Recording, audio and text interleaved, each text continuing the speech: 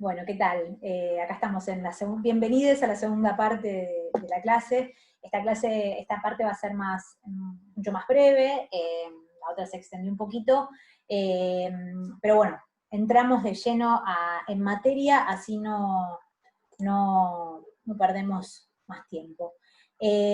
Justamente en la primera clase estuvimos discutiendo cuestiones vinculadas con la autoría femenina y la prensa de finales del siglo XIX, cómo funcionaban los periódicos para mujeres y cómo a partir de su intervención, su participación en estos periódicos, muchas mujeres de letradas de la época empezaron a hacerse un nombre literario en un contexto en el que la figura de la autora todavía era una figura muy inestable, ¿no? En esta segunda parte vamos a concentrarnos en una escritora muy conocida en ese momento, que es Eduarda Mansilla, ¿no?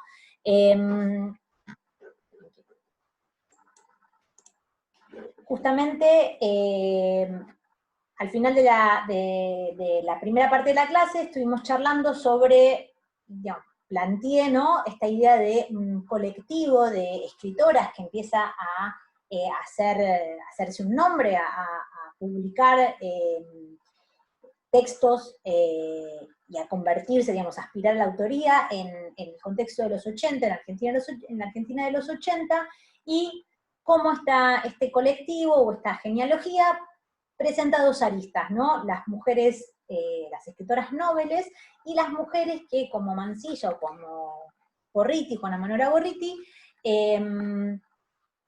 ya tenían una carrera hecha, trazada para los años 80 en la Argentina, ¿no? La Eduarda Mansilla de los años 80 es una escritora consagrada, ¿no?, que había empezado a publicar muy joven, en la década de 1860, sus primeras novelas. Publica Lucía Miranda, Pablo de la vida en las Pampas, ¿no?, que son novelas de corte romántico, que son muy apreciadas, muy valoradas en su momento, y aparte tienen mucho glamour cosmopolita, en el sentido de que son escritas mientras ella está acompañando a su marido diplomático en Europa y enviadas a el diario El Nacional, ¿no?, que las publica por entregas. Al punto, digamos, y de hecho, Pablo en la vida de las Pampas, o La vida en las Pampas, es escrita en francés, ¿no?, y es Lucio Mansilla, el hermano de, uno de los hermanos de Eduarda, el encargado de traducir esa novela, ¿no? Estableciendo una relación muy particular que justamente Graciela Baticuore analiza en el libro La mujer romántica, que es muy, muy interesante cómo se configura esa imagen autoral de Eduarda Mansilla y cómo el hermano interviene en esa configuración, ¿no? Es decir que para los 80, cuando ella vuelve a la Argentina, no solo es una persona muy conocida, sino que ya tiene una obra novelística consagrada, ¿no? Y de hecho en los 80 no va a seguir esta vertiente, no va a seguir escribiendo novelas, sino que se va a dedicar a trabajos más dispersos, si se quiere, o fragmentarios, ¿no? Porque publica 2 libros de relatos, uno que se llama Cuentos y otro Creaciones, y un relato de viaje que se llama Recuerdos de viaje, justamente. Parte de estos textos se publican previamente en la prensa, por ejemplo, El ramito de Romero o Kate, que son relatos que se incluyen en Creaciones, en el libro Creaciones, se publican previamente en La Ondina del Plata. Y Recuerdos de viaje también se publica un fragmento en El álbum del hogar, ¿no? Es decir, que ella participa de estas revistas, incluso de estos periódicos, incluso con colaboraciones propias, ¿no? Que después compila y publica en un tomo, en libro, ¿no? Edita. Por otro lado, la Mansilla de los años 80 es una mujer que remite a la excepcionalidad, ¿no? tanto por su linaje, es la sobrina de Juan Manuel de Rosas, ¿no? Y ese linaje va a pesar en su prosapia, ¿no? Y bueno, es hermana de Lucio Mansilla, hija de el general Mansilla también, ¿no? Entonces, es una figura excepcional por su linaje, por su fortuna, ¿no? Una mujer rica de familia, digamos, rica por ser hija de Mansilla y Agustina Rosas, pero también por haberse casado con un hombre rico, y también va a ser una figura muy excepcional por su cosmopolitismo, porque, como decía, ¿no? Eduarda Mansilla se casa con un diplomático y vive gran parte de su vida afuera del país, ¿no? Primero en Europa y después en Estados Unidos, donde tiene aparte la mayoría de sus hijos. Es decir, que marco este rasgo también en la cuestión del cosmopolitismo, porque es algo que va a ser fundamental, como si ustedes ya leyeron las crónicas, habrán observado en sus observaciones cuando escribe crónica, ¿no? Periodística. Y por otro lado, otro rasgo que hay que tener en cuenta, a modo de introducción para pensar su figura en los 80, es cierto eclecticismo, ¿no? Sobre todo para pensar su intervención en la prensa, ¿no? Digo, hay eclecticismo también desde el punto de vista autoral, porque no es una escritora que escribe solo novelas o solo poemas, por ejemplo, no es una poeta, ¿no? Sino que va recorriendo varios géneros de prosa, y también en sus colaboraciones de prensa y en los medios en los que participa se va a notar un perfil bastante ecléctico, ¿no? Es muy conocida, van a aparecer, si ustedes googlean, lo van a ver rápidamente, va a aparecer que es una de nuestras primeras críticas musicales, o sea, se dedica a la crítica musical, ¿no? Pero también va a escribir sobre temas femeninos, crónicas sobre bailes, ¿no? Sobre modas, y también va a escribir sobre diferentes aspectos de la vida urbana y moderna, ¿no?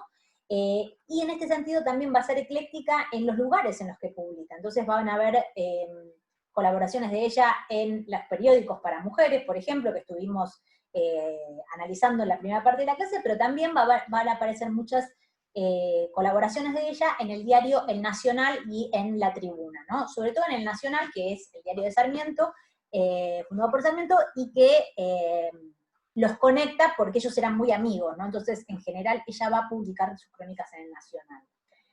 Mariana Guidotti, una investigadora argentina, se ha dedicado a compilar, miren el grosor de este tomo, ¿no?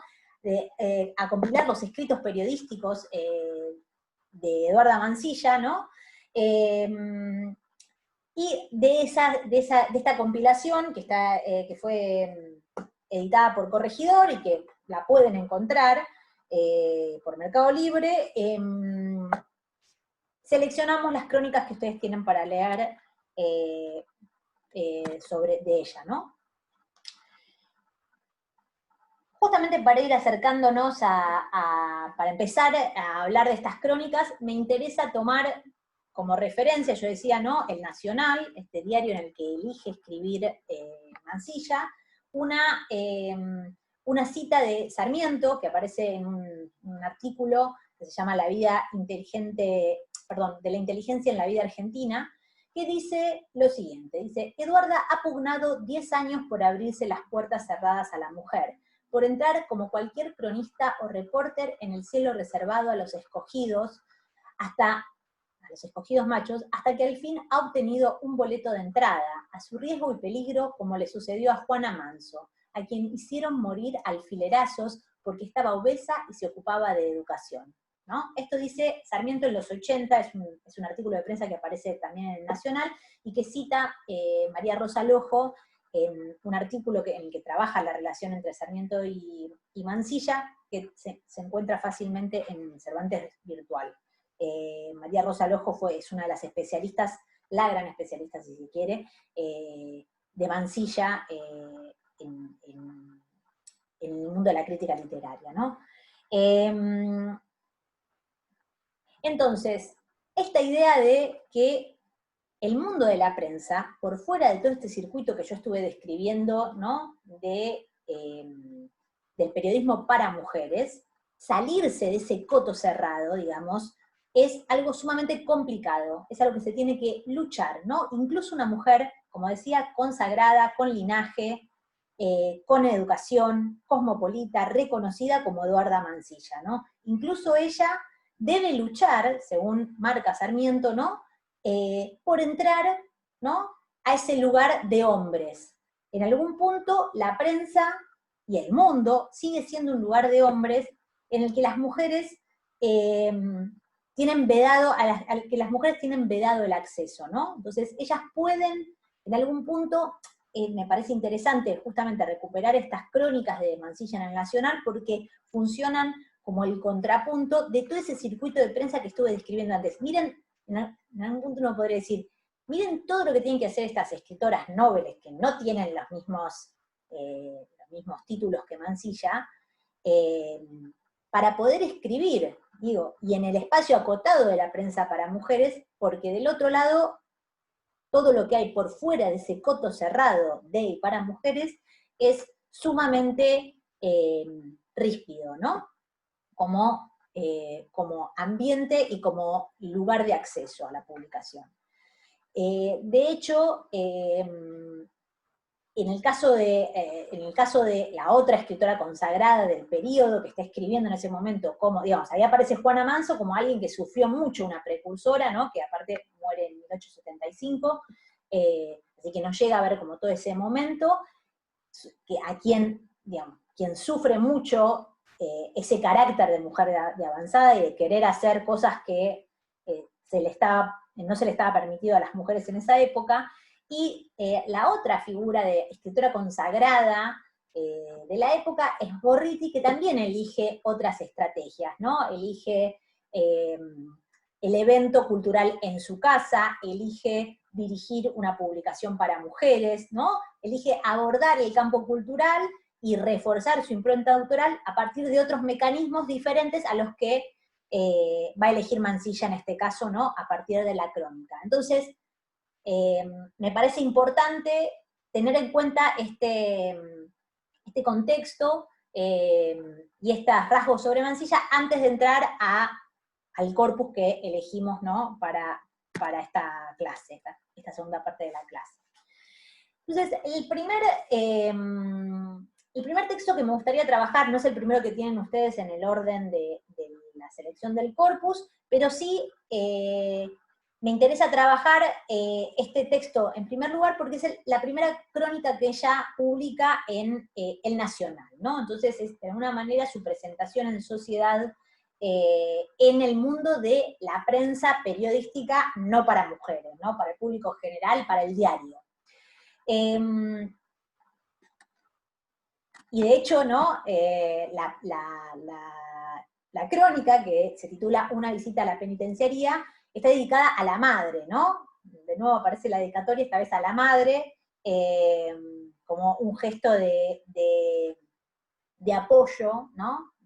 Que se hace a sí misma la escritora, y un regalo, ¿no? Y me interesa esta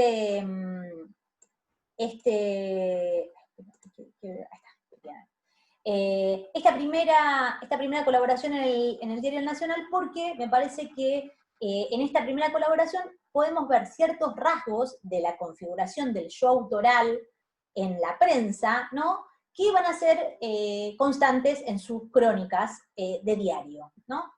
Y podríamos decir ampliamente en sus crónicas periodísticas. Entonces me parece que ahí van a aparecer tres rasgos que constituyen este yo autoral muy fuertes. Por un lado, una defensa de la modernidad, ¿no? Y del progreso que está atravesada por la idea de nación, ¿no? Ella es una optimista y una fiel de su propia patria, ¿no? La idea de la nación y el patriotismo aparece mucho en sus crónicas, y aparece atravesada a partir de la idea de modernidad. Ella ve en la Argentina del 80 un país que está encaminado, digamos, lo ve en términos optimistas, ¿no? Un país que está encaminado en la senda del progreso, y en este sentido respalda y promueve abiertamente la modernización, ¿no? Por otro lado, digo, y esto no es menor, porque piensen que parte de las consecuencias negativas de la modernización tienen que ver con ciertos tópicos como la mujer adúltera, la pérdida de los valores familiares, ¿no? La frivolidad y el lujo. Todo ese mundo en Mansilla no va a aparecer, o no va a aparecer planteado en esos términos, por lo menos, ¿no? Ella es una abierta defensora de la modernidad, ¿no? De la modernización. Por otro lado, me parece que el yo autoral va a aparecer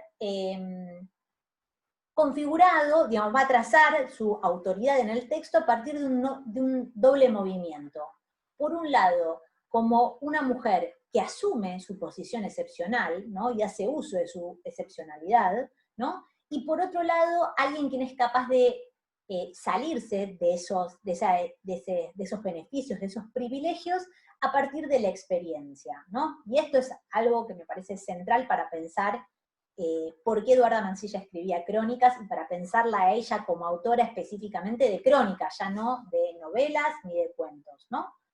Y por último, me parece que ahí justamente en relación con este doble movimiento de ser quien puede acceder a lugares a lugares excepcionales, que puede tener acceso a determinados espacios que no todo el mundo, a los que no todo el mundo puede acceder, y al mismo tiempo alguien que escribe desde la experiencia de vivir esos lugares, ¿no? Y trata de evitar en ese sentido los lugares comunes, para la redundancia, y los preconceptos. En este sentido, el uso de la crónica va a presentarse como el género ideal para dar cuenta de ese doble movimiento, ¿no? Porque la crónica justamente está muy asociada con el trazado, digamos, con la escritura de la experiencia en la ciudad, ¿no? Y en un momento de modernización fuerte en el que Buenos Aires está realizando ese pasaje, ¿no? De la gran aldea a la urbe moderna, la crónica es el lugar donde toma forma periodística ese cambio, ¿no? Ese proceso de transformación visto desde el punto de vista del sujeto, ¿no? Que en este caso es la escritora. Entonces, me parece que ahí van a aparecer estos tres rasgos que son fundamentales para pensar la crónica en Mansilla. Y digo, ¿no? Digo, la primera, decía antes, la primera colaboración, la primera crónica de Mansilla en el Nacional es una visita a la penitenciaría, cosa que llama la atención, porque no es un tema femenino, ¿no? Pensar una mujer en una cárcel en el siglo XIX es algo muy atípico, justamente, y al mismo tiempo, si uno se adentra, digamos, es nada más lejos que un tema femenino, eso quiero decir. Entonces, esa es una forma de presentarse ante la sociedad como escritora, ¿no? Yo voy a escribir crónicas sobre, no voy a escribir crónicas sobre lo esperado, si bien después lo hace, ¿no?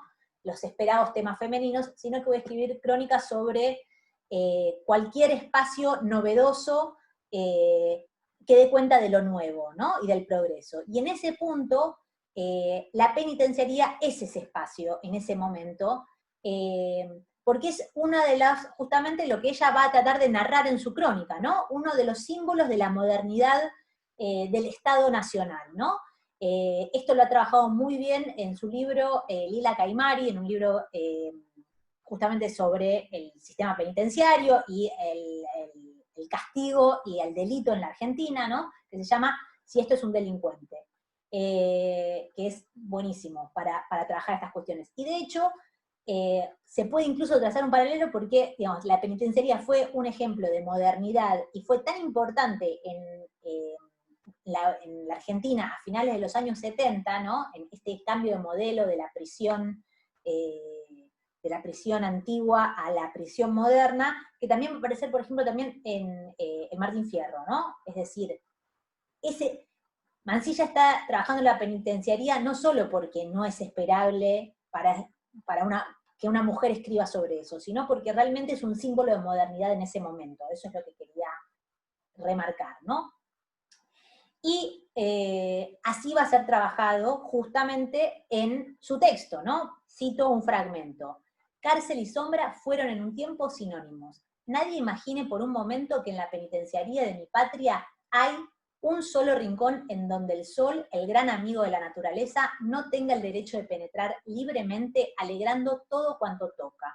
Lo he hallado en todas partes, inundando con un rayo la celda del prisionero, el taller donde el trabajo, amigo del hombre, distrae, conforta y bonifica al encarcelado. Entonces, de hecho, toda la crónica, la primera parte de la crónica, sobre todo, va a estar trabajada a partir de la idea de la luz, ¿no? La luz que, por otro lado, remite a la racionalidad, ¿no? A la ilustración, y la idea del progreso, ¿no?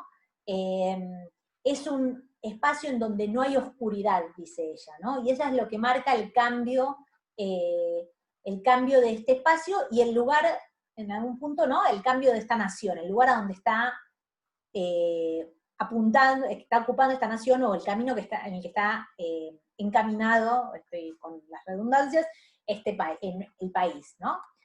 Y yo pensaba en este sentido, tanto por el espacio que ella está trabajando, como por el modo en el que lo trabaja, ¿no? Después va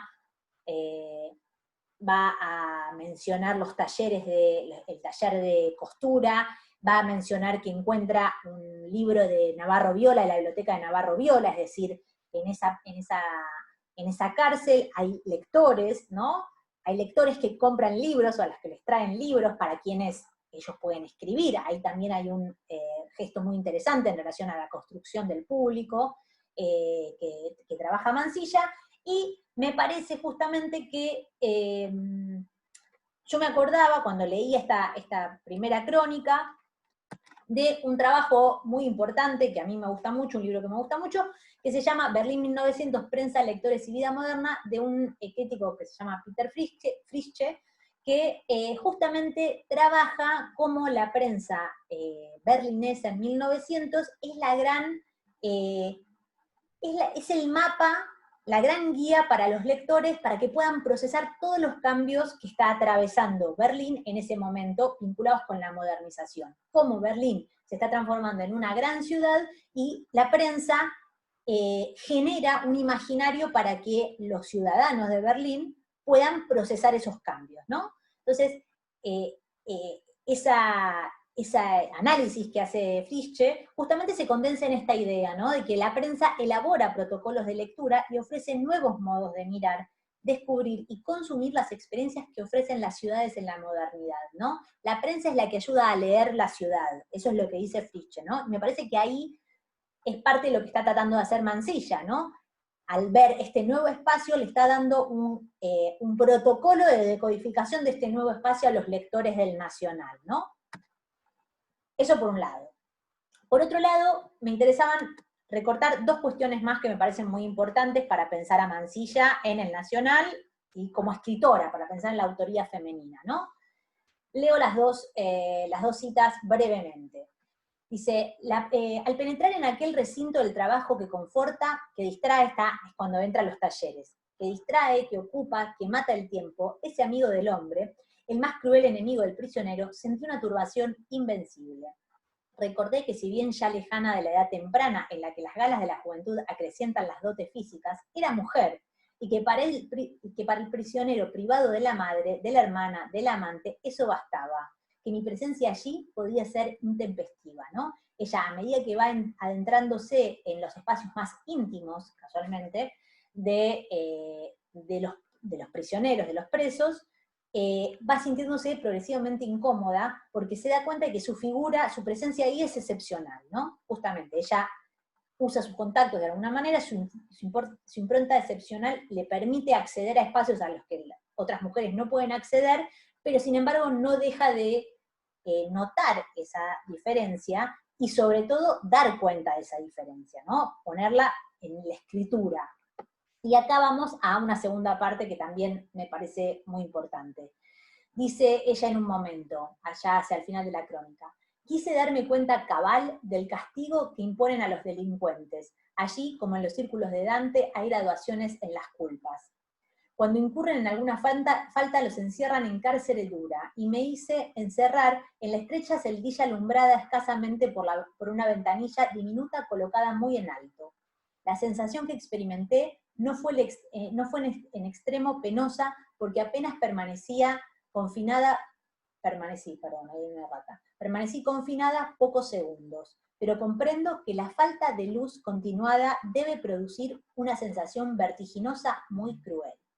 Entonces, ella quiere vivir, experimentar lo que es estar preso, ¿no? En una de estas pequeñas celdas de castigo. Entonces se hace encerrar para poder ponerse en el lugar del otro.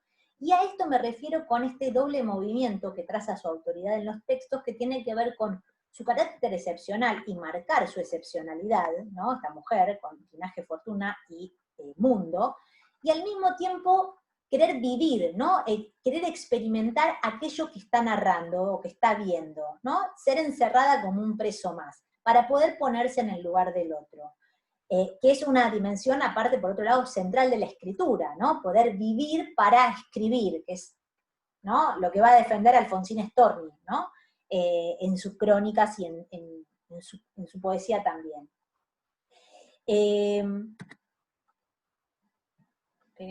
Entonces, me parecía, así como la prensa es el lugar en el que permite leer la nueva ciudad, al mismo tiempo la autora, la escritora, es quien está, quien puede acceder en su carácter, a partir de su posición excepcional, a lugares a los que no todo el mundo puede acceder, y al mismo tiempo quien está dispuesta a atravesar experiencias para poder contárselas a los otros, ¿no?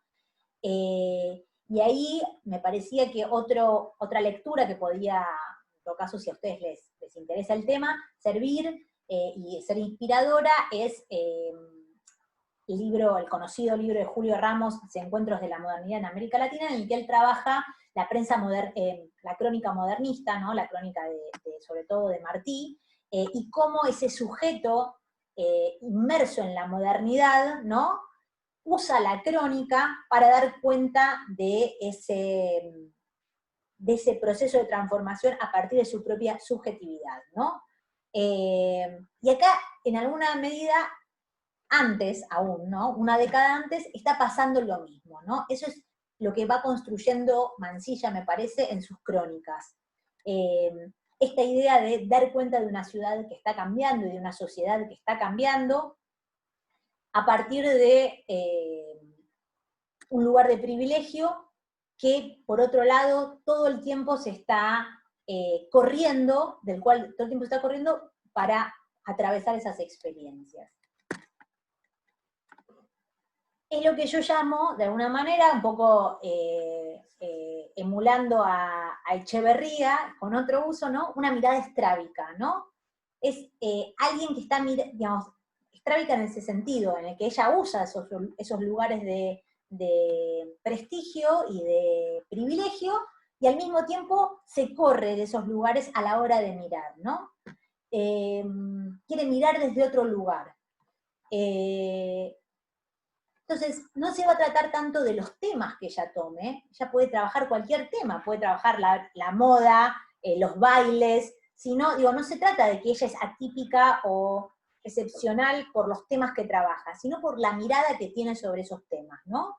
Y en esos temas vamos a encontrar por lo general, voy a prender porque ya no veo, vamos a encontrar por lo general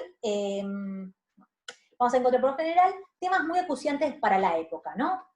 La cuestión de las mujeres, ¿no?, los derechos femeninos, la educación de la mujer, pero también van a aparecer las masas en su crónica, que es la cuestión social, lo que se llamó la cuestión social, es un tema que empieza a surgir como problemática fuerte en los 80 y se instala como problema acuciante en las primeras décadas del siglo XX, ¿no? Y la ciudad, como decía, esa misma ciudad que está cambiando a partir de las obras públicas, de las obras del Estado Nacional. Entonces, un poco para segmentar, ¿no? Respecto de los temas femeninos, de la selección que ustedes tienen ahí colgada en el campus, podemos recortar, ¿no?, 3 crónicas que integran el corpus. Una que es, la primera es El Gran Baile del Progreso, otra que se llama Siempre sobre Moda, y otra más que se llama, una última que se llama Educación de la Mujer. O sea, todas estas crónicas que ella publica en el Nacional y en la Tribuna, creo, pertenecen a este mundo, a este mundo llamado, ¿no?, temas femeninos, ¿no? Lo que se espera que una mujer escriba, porque es de ellas para ellas, ¿no? Y de nuevo, cuando escribe de estos temas femeninos, los esperables para Mansilla en tanto escritora, lo que vamos a encontrar es que de nuevo va a haber un corrimiento en relación a el deber ser, ¿no? De esos temas, lo que se espera de ella. ¿Por qué?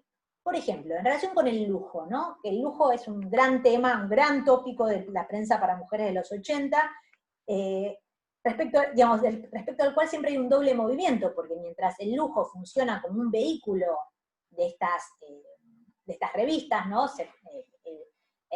Sobre todo en la moda, ¿no? Se usa la moda para atraer a las lectoras, para atraer consumidoras del periódico, al mismo tiempo, desde los espacios serios de los periódicos, se baja línea, digamos, se advierte sobre los peligros del lujo, sobre los peligros de la frivolidad, etcétera, etcétera. En cambio, Mansilla nunca va a castigar el lujo, digamos, nunca va a criticar el lujo per se, ¿no? El lujo en sí mismo, y por el contrario siempre va a caracterizar el lujo, la moda, como industrias y como parte de industrias hacendosas, digamos, alguien que puede hacer una carrera, un oficio de esas labores, y por otro lado, ¿no? Con las costumbres, con la idea de la costumbre y del acervo cultural, ¿no? Que se pueden vincular, digo, un vestido es tan costumbre argentina, uno diría Mansilla, como tomar mate o una novela, ¿no? Y en ese sentido, ella siempre va a ser muy defensora de la no copia de las costumbres europeas, digamos. Ahí hay como si se quiere, una crítica a la modernización ramplona, ¿no? A la modernización sin adaptación o sin preservar lo nuestro. O a la mala copia, podríamos decir, ¿no? El gran ejemplo que trabaja siempre sobre moda es el té, ¿no? Dice, yo prefiero el mate que tomaban las virreinas a un té aguachento y mal preparado solo porque está de moda, ¿no? Solo porque es chic. Y en este sentido va a ser muy crítica de la idea del lujo del lujo por el lujo mismo, ¿no?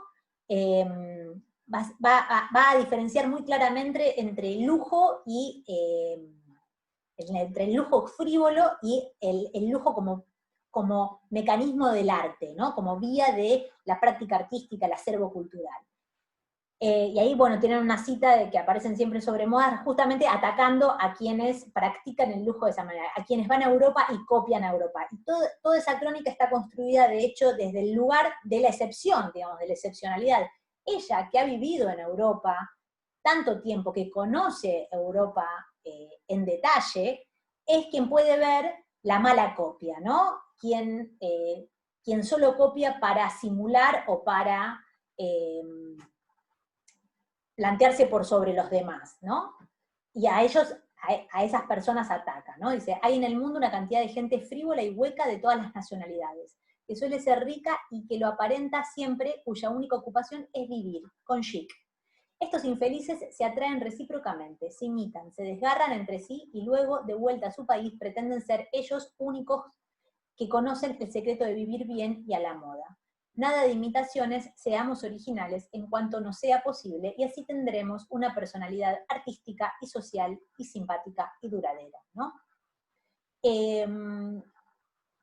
Entonces, se reivindica el lujo en este sentido.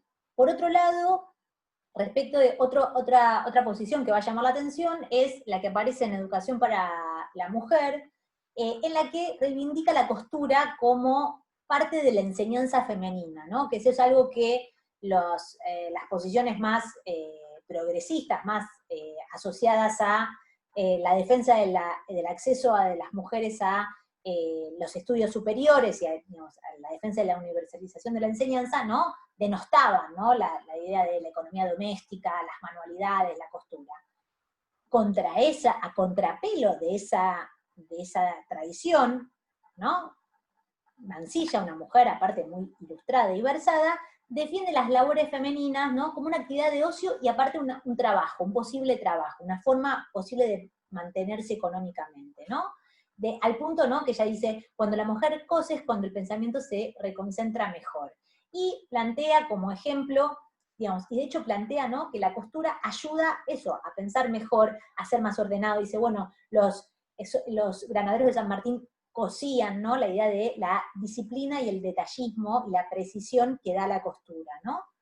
Y en ese gesto de traer a la milicia al mundo de la costura, de alguna manera desnaturaliza la función y plantea un contraargumento a quienes quieren directamente correr la costura. Ella dice, en todo caso, la costura sí, pero para hombres y mujeres, ¿no?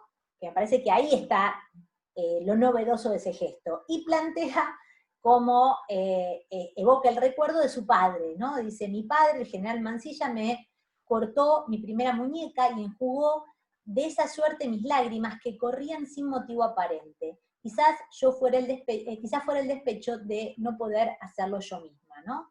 Entonces, de nuevo, se corre del lugar esperable y plantea otra cosa que desarma ese deber ser, ¿no? No por defender la postura se tiene que defender el deber ser femenino de la época tradicional, a eso, ¿no? Y lo mismo me parece que va a aparecer en relación con, por lo menos esto es lo que yo recorté del corpus que elegimos para esta cursada, va a ser en relación con el baile y el mundo del flirt, ¿no?, de la seducción, que también va a aparecer fuertemente defendido y erotizado, ¿no?, reivindicado y erotizado, digamos, ese erotismo respecto al cual advierten tanto los artículos morales de la prensa para mujeres, ¿no? Por eso lo marco, ¿no? Y también acá marqué una cita que aparece en la crónica sobre el baile del progreso. Dice, bailar con una mujer amada es, como todo hombre sabe, una de las sensaciones más poderosas que puede experimentar pecho mortal. Ceñir el talle gentil, sentir cerca del corazón palpitante otro corazón que se agita dulcemente, ver bajo leve gasa levantarse el turgido seno, confundir miradas, estrechar las manos, cambiar entrecortadas palabras en voz baja y misteriosa, en tanto la música envuelve en nube de armonía, sí. Entonces, lo que aparece, me parece, en este fragmento, justamente es la narración del cuerpo a cuerpo y de tratar de reponer esa sensorialidad y ese erotismo que surge de ese contacto tan esperado por atípico en la sociedad de la época, entre jóvenes, hombres y mujeres, ¿no? Y lejos de estar atemperado, digamos, es decir, los hombres y las mujeres no sienten esto, digamos, no sienten, son inocentes, ¿no? O de advertir sobre eso, que esa es la otra posibilidad, Mansilla lo explota intelectualmente porque lo defiende y lo explota literariamente porque lo trabaja en la escena de escritura, ¿no? Digamos, lo trabaja en la escena de baile, desde la escritura, ¿no? Justamente lo que va a tratar de narrar en ese fragmento es cómo se siente el cuerpo a cuerpo, ¿no? Reivindicando ese placer. Y llama, de hecho, a las mujeres todo el tiempo en esa crónica, llama, ¿no?, a las jóvenes a que disfruten esa vida, ¿no? Disfruten, todavía son jóvenes, disfruten de ese mundo de sensaciones y de sensualidad, ¿no? Yo creo que en esa crónica es uno de los lugares donde se ve más claramente cómo ella se desmarca del mundo de los artículos morales, ¿no? Del mundo de los temas femeninos entendidos como la defensa, la promoción de un deber ser femenino tradicional y la prevención respecto de determinados riesgos que pueden llegar a afectar la virtud de las mujeres, ¿no? Piensen que gran parte de todos estos artículos se concentran en pensar que la mujer es un ser más sensible y por ende más influenciable y más pasible de caer en tentaciones que después les juegan en contra, digamos, pierden el honor, ¿no?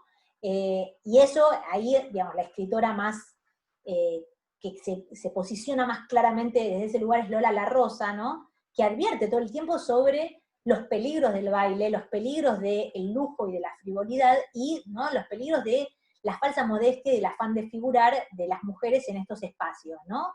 En contrapunto con ese tipo de artículos que son muy comunes en la prensa para mujeres, Mansilla aprovecha especialmente, ¿no? No entra en polémica como hace Pelliza, por ejemplo, ni se da por, digamos, ahí está el lugar de la escritora consagrada y excepcional, ¿no? Ni se da por aludida respecto de esas posiciones o de esos artículos, no entra en debate, y por el contrario elige otro soporte, que es el diario, ya no la prensa para mujeres, para plantear un contrapunto en relación con esas experiencias, ¿no? Y con esos temas. Decíamos, por un lado los temas femeninos, por otro lado aparecen las masas en sus crónicas, que también son parte de esa ciudad moderna, ¿no? Uno dije, siempre se dice que los nuevos lectores del siglo XIX son las mujeres, los obreros y los niños, ¿no? Y no casualmente, Mansilla escribió para las mujeres, escribió publicó uno de los primeros libros para chicos, literatura infantil, y también se refirió a las masas, ¿no? En sus escritos. En el texto Accourait multitude, no sé cómo se pronuncia en francés, justamente va a aparecer la figuración de la masa en Mansilla, ¿no? Una de las figuraciones. Y esta crónica es interesante porque lo que va a aparecer en estas multitudes es una mirada absolutamente positiva, ¿no? Con fe en el progreso, ¿no? Y en este cruce que decía entre modernidad y nación, ¿no? Son masas, multitudes patriotas que salen a recibir, ¿no?, los restos del general San Martín. Y es una multitud, por ende, silenciosa, no bulliciosa ni irracional, ¿no? La multitud se agrupaba silenciosa en reverente expectativa. Y esta imagen de la multitud, todavía no demonizada, es muy elocuente en contrapunto con lo que va a pasar en relación con las masas, y sobre todo las masas proletarias, en la primera década del siglo XX, ¿no? Por eso también marco esta posición. Es un momento fuertemente optimista, que aparte en el que Mansilla se ve reflejada como escritora, ¿no?, o interpelada. Por otro lado, en relación con las masas, con este evento masivo, ¿no?, la multitud en la calle, es interesante el lugar desde el cual ella elige contar, que ya no es inmersa en esa masa, ¿no? A ella le interesa experimentar ese afuera, esa ciudad, pero al mismo tiempo busca un lugar, de nuevo, privilegiado, desde el cual experimentarlo. Entonces, ¿qué es lo que hace? Va al balcón, digamos, pide acceso al balcón del Club del Progreso para ver la manifestación, ¿no?, al cual accede, un lugar que también, digamos, en el cual también implica, ¿no?, pisar un lugar excepcional, porque el Club del Progreso no tenía socias mujeres, por supuesto, no tenía membresía femenina, sino que solo podían acceder las mujeres para eventos puntuales como los bailes, ¿no? Entonces, encuentra un nuevo lugar de excepcionalidad, pero recortado de la masa, desde el cual mira la masa y aplaude a la masa, ¿no?, a la multitud. Y desde el cual aparte, ¿no?, va a presentarse como una madre orgullosa que mira a su hijo, ¿no?, que participa de la comitiva que trae los restos de San Martín, ¿no? Entonces, de nuevo aparece esta idea del privilegio para, digamos, exhibido en el lugar desde el cual se escribe, ¿no? Y por otro lado, me parecía que en relación con las masas, ya por fuera de la crónica, me parece que sí se puede observar, por ejemplo, en la penitenciaría o en educación para la mujer, en otras crónicas, una defensa sistemática de los oficios y de las labores prácticas como medios nobles de subsistencia, ¿no? Todo el tiempo aparece en Mansilla una idea que la relaciona mucho con Sarmiento y con otros escritores románticos, ¿no?, de la sencillez republicana, ¿no? Y eso está muy presente en sus crónicas, muy reivindicado, de la mano de la modernidad, ¿no? defendemos la modernización, pero con los patricios, diría Ludman, ¿no? Con estas premisas que defienden justamente eso, la sencillez, la austeridad en algún punto, la no frivolidad por la frivolidad misma. Y eso, de nuevo, ¿no? La idea del oficio como algo, como posibilidad de ser útil a la sociedad, va a estar muy presente, ¿no? En el caso de los presos, por ejemplo, que ya plantea que se debería permitir abrir los talleres de costura, ya que cosen también los presos, ¿no? Y también va a aparecer en el caso de la costura como una profesión más que viable y para las mujeres pobres. Bien, para ir cerrando ya.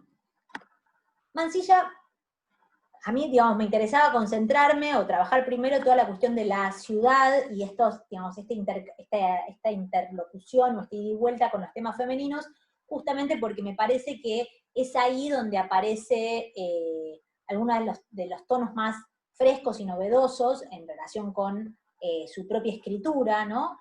Y aparte la relaciona con otras mujeres y escritoras percibidas como excepcionales en su época, como Emilia Pardo Bazán, otra mujer que va a escribir en los diarios desde un lugar, eso, que muy único en el sentido de que aprovecha su lugar de excepcionalidad para abrirse a la sociedad masiva, anónima y en tiempos que atraviesa fuertes cambios en estos tiempos de modernización, ¿no? Pero también va a aparecer en la selección que ustedes tienen algunos artículos que también son muy interesantes, en los que ella se centra en la discusión respecto de lo específicamente literario, ¿no? Artículos más de crítica literaria.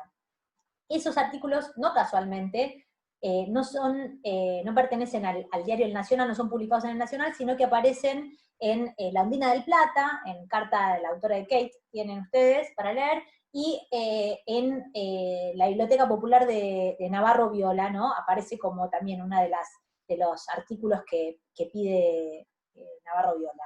Y en este sentido, me parece que aquello que ella defiende, que ve, ¿no? En sus crónicas sobre la ciudad, va a tener su correlato a nivel literario, ¿no? Y eso también me parece interesante para pensar, ¿no? ¿Por qué digo esto? Porque cuando, por ejemplo, ella se refiere a, cuando ella trabaja la cuestión de lo literario en Carta de la autora de Kate, el eje va a estar puesto justamente en la lengua, ¿no? Y en defender una literatura en la que se cultiva un estilo sencillo y fácil, dice. Toda la carta que antepone un cuento de ella, que es Kate, que se titula Kate, justamente, va a estar orientado a defender una literatura que esté a tono con la época. Y ese estar a tono con la época tiene que ver con evitar cualquier tipo de ribete anticuado, por un lado, de nuevo, defender el progreso y la modernidad, pero también con la pretensión ridícula, ¿no? Y con de nuevo, con la pretensión porque sí, ¿no? Que no, para ella es injustificable, ¿no? Ella lo que va a llamar va a llamar justamente a una escritura en la que se escriba como hablamos, dice ella, ¿no? Escribir como hablamos y escribir como vivimos. Y esa es como la postura que va a defender y que me parece que también es muy interesante para pensar ese momento y para pensarla a ella en ese momento. En este sentido, el mismo correlato se va a plantear cuando ella trabaje con la idea de la traducción, que es algo muy presente en ella porque eso, ¿no? Ella, de hecho, escribe una de sus novelas en francés, es alguien que todo el tiempo está entre lenguas y que está pensando en varios idiomas, ¿no? O la multiplicidad del lenguaje. Y justamente en Crítica de la Evangelina de Longfellow, lo que va a hacer es criticar criticar la traducción de un escritor chileno respecto del poema de Longfellow, ¿no? Justamente porque lo que ella le critica de nuevo es que adopta una forma que no es, digamos, que no suena, que achata el poema en vez de hacerlo fluir mejor, ¿no? Y que es demasiado rebuscada para lo que ella, digamos, lo que pretende transmitir el poema. Entonces, una vez más, ¿no? La literatura aparece como la cifra de la vida y digamos, de un lenguaje que represente esa vida y esa experiencia, y por otro lado como una negociación entre el efecto, digamos, entre el original en el caso de la traducción, y el efecto que produce en el lector. Ella dice, bueno, puede ser el metro que correspondía, pero lo que me interesa lo que me interesa en algún punto, pero a mí como lectora no me produce ese efecto, ¿no? Entonces, de nuevo ahí, ¿no? Estar pensando en quien lee esas producciones. Y como tercer punto, respecto de lo literario, también va a aparecer muy fuerte en sus crónicas la idea de la reivindicación de la tradición nacional, ¿no? Que también se asocia con esta idea de las costumbres y de lo propio, ¿no? Defender lo propio, así como se defendía el mate frente al tema lecho, ¿no? Va a aparecer una reivindicación de la novela, por más de que no sea no tenga el desarrollo que no haya tenido el desarrollo que tenía en otros países, ¿no? Esta idea de reivindicar a Sarmiento, reivindicar a López, ¿no? Y siempre va a llamar a, dice ella, ¿no? Buscar la inspiración en el propio suelo, tomando por modelo los tipos nacionales. Entonces, ahí, de nuevo, aparece, por ejemplo, el gaucho como una figura ya no, como aparecía en Facundo, digamos, en sus colegas románticos que habían escrito en décadas anteriores como figuras, como símbolos de la barbarie, sino que en la mirada de Mansilla va a aparecer el gaucho como una figura poética y original, dice ella, ¿no? Y marco de nuevo, ¿no? Esta reivindicación porque es algo que va a aparecer mucho en Elflame, ¿no? Como cronista. Por eso también me interesaba retomar estas cuestiones más propiamente literarias de Mansilla, que también trabaja en sus crónicas. Entonces, bueno, como para ir cerrando, y para no extenderme más, yo creo que la figura de Mansilla, digamos, sin duda fue una precursora, ¿no? Como escritora, digamos, una precursora del siglo XIX, de la literatura argentina del siglo XIX, más allá de, digamos, de las novelas que escribió en los 60, de su carácter excepcional, también fue muy hábil, digamos, fue una precursora desde el punto de vista de los modos a los que apeló para interactuar con la prensa, ¿no? Se mueve con libertad, dentro y fuera del deber ser femenino de la época, dentro y fuera de este coto más cerrado que se planteaba desde la prensa para mujeres, ¿no? Entonces, tanto desde los géneros y los soportes, como de lo que ve en esa realidad y lo que ella quiere contar de esa realidad, ¿no? Entonces, yo pensaba, ¿no? Bueno, como Eflin, ella defiende con entusiasmo la modernidad y el progreso vinculados a la idea de nación. Eso que, bueno, van a ver la semana que viene cuando trabajen con las crónicas de ella, ¿no? Pero al mismo tiempo, ¿no? Se va a mover con mucha libertad en ese mundo. Ella ve con optimismo ese mundo, ¿no? Pero no por eso lo mira con ojos absolutamente idealizados, eso es lo que quiero decir, ¿no? Y todo el tiempo va a proponer una mirada que se corra de los lugares comunes, ¿no?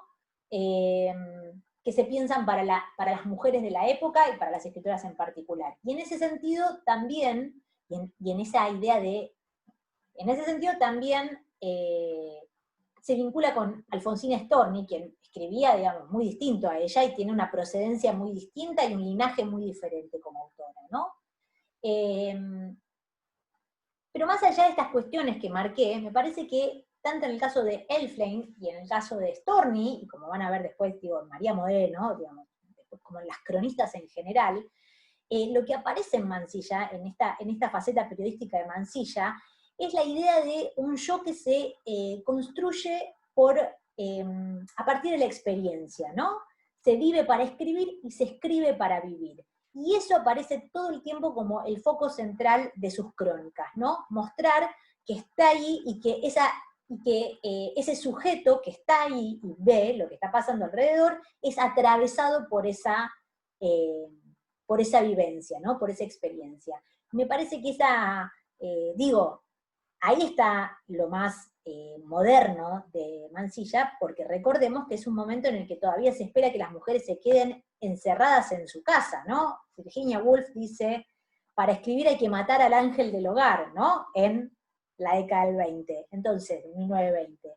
Entonces, Mansilla aprovecha su posición tan excepcional y privilegiada para justamente abrir esa puerta, poder salir al mundo y contarlo desde sus ojos, ¿no? Y no se deja encasillar. En ese sentido me parece que es una escritora muy interesante para trabajar en sí misma y también para conectar con las escritoras que van a venir después. Así que bueno, hasta acá la clase. Espero perdón si me extendí mucho, espero que la hayan disfrutado. Si no se entiende algo, yo hablo muy rápido, ya lo sé, me lo han dicho mucho, me escriben o le piden a Graciela y armamos alguna otra instancia de intercambio. Y bueno, nada, espero, las invito y los invito a leer a Mansilla y a disfrutarla porque me parece que es un muy buen aporte para justamente agregarle un matiz más a todas las cuestiones que ustedes estuvieron trabajando en el seminario. Así que bueno, hasta pronto y cualquier duda me escriben.